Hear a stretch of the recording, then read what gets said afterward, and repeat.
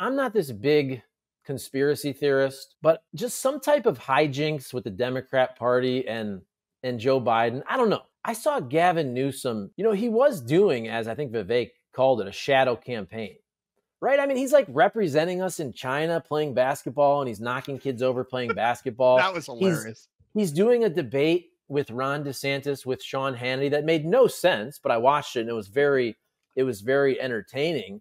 I feel like you don't do those things for no reason. I mean, maybe he's trying to kind of raise his profile for 2028, although people kind of know who he is. But I don't know. Like, if you go back 3-4 months, I just felt like I saw way too much of Gavin Newsom for it to be a coincidence. So I don't know, man. I just feel like there's some type of hijinks. When Joe Biden said last time, hey, I'm the torch carrier, I'm going to pass the torch. Okay, well, you don't want to be a lame duck for too long. I don't know. Maybe this is me wish casting, but I just feel like there's a chance for some hijinks on the Democrat side. Do you think there's any, whatever it is? Biden says, I'm good. There's a health issue. Gavin Newsom, I don't know if you can replace Kamala, but I just wouldn't totally rule that out.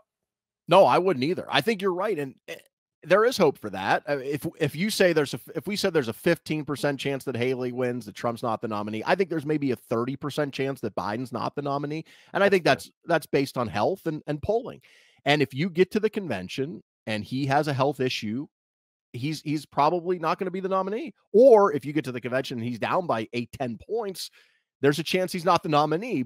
But if the election is where it is now, which is close, a point or two here or there, and he doesn't have any major health scares, then I think he probably almost certainly will be the nominee. In terms of Newsom, I think what Newsom's doing is he's doing what a smart politician who wants to be president does, and he's putting himself in position. And that position could be 2024, but most likely it's 2028. And I think what he's doing is he's getting himself ready, showing that, he can go to China and meet with, the premier of China and also knock some kids over at basketball. And he can do that. And he can, go out and debate Ron DeSantis, and he's ready. And that's what he's trying to present himself as, ready for most likely 2028, when it would essentially be an open primary on the Democrat side. But possibly, if something happens, he wants to position himself, I'm sure, to be the guy that's seen as, okay, we can throw him in at the last minute and he would be credible. He would give us a chance. He wouldn't embarrass us.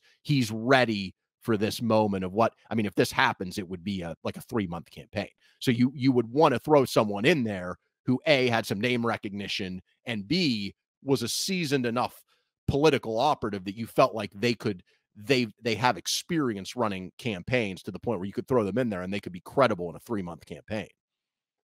What ticks me off is, if you go back earlier in the show, you basically said how Joe Biden didn't do well in Iowa 4 years ago, but then he started to pick up momentum. We know it's basically South Carolina, a lot of African Americans in South Carolina that got him elected. And it was kind of the Democrats coalescing and dropping out and saying, look, Joe Biden, he's not necessarily our first choice, but he has the best opportunity to beat Donald Trump. And I think that was true in 2020, and it worked. And for all those reasons I just mentioned, and I was just parroting what you said, I think the exact opposite is true now. I don't think Joe Biden is the best option at all. And this whole idea of Kamala Harris, we talked about this in the first episode. I mean, are these people so egotistical and so ambitious that for the good of the party, Biden stepped aside for Clinton in 2016. Biden did his thing in 2020.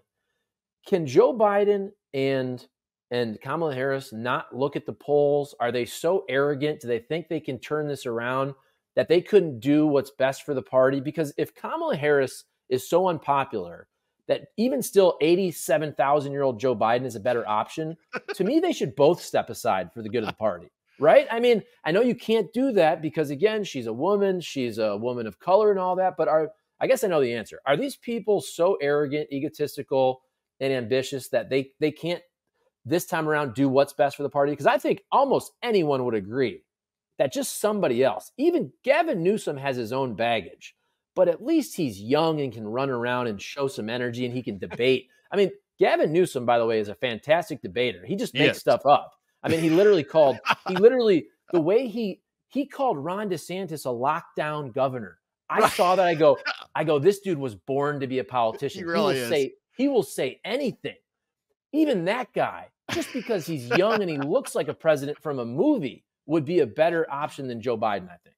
Yeah. Oh, by the way, if I read one of the fact checks of that DeSantis and Newsom debate, and it was incredible. I mean, it went on and on with both of them just literally making stuff up and completely distorting things. It really was kind of a shit show in that regard. But yeah, back to your point, the answer is yes. I mean, the answer to your question is yes. Like, Paul, the reason they are there is because they believe they are the best person to do it, right? And they really, I think in their heart of hearts, believe that. And so the ego to get to that level, the ambition is incredibly high. What it would take, I think, though, for Biden is unique because of his health and his age. So if he had an obvious health issue, like I said last week, like a Mitch McConnell moment where he just froze up for 30 seconds or 45 seconds, I mean, at that point, it's over. And I think he would recognize that. If not, I think the party, and that's the other point. There are people in the party who have an outsized influence, and we know who they are. And those are the people, by the way, you mentioned 2020, Barack Obama, people in his orbit that got together behind the scenes and were making calls, I'm sure, to Pete Buttigieg and Amy Klobuchar. And we're like, hey, in 2020, like, come on, what are we doing here? After Biden, now look, Biden had to earn it. He had to win South Carolina for that to happen. Like, if he had lost South Carolina, it didn't matter what Barack Obama said, right? It didn't matter what any of the power brokers said. If Biden had lost South Carolina, he was done. But when he showed life in South Carolina and he had that overwhelming victory, I think what happened then, people looked at him and Bernie and said, we better go with Biden. And so you saw that coalescing. But though that was done by the individual Democratic voter, I think, and it was also done and spearheaded by people like Obama. So if those people came to Biden at the convention and said, look, you've done a great job. You beat Trump. You had some tremendous legislative accomplishments, but you're down by 10 points.